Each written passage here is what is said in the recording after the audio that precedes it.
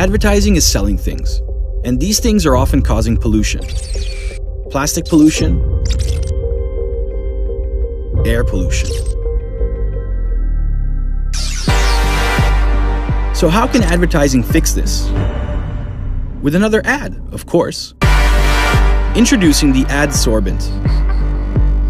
The first out-of-home that is not selling cars, but it's making 500,000 of them disappear in 1 year. How?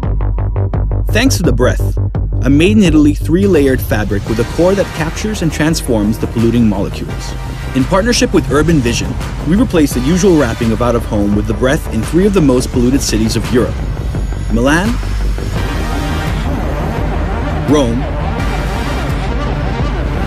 and London. The results were impressive. In 15 days, we absorbed the emissions of more than 65,000 cars. The press was impressed. Delle persone che proprio lavorano all'interno. Social media, blogs, newspapers. Everybody was talking about it.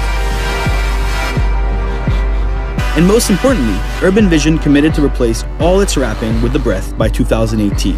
This means cleaning the air from the emissions of 14 million cars every year, proving that sometimes advertising can do much more than sell things. It can actually change them.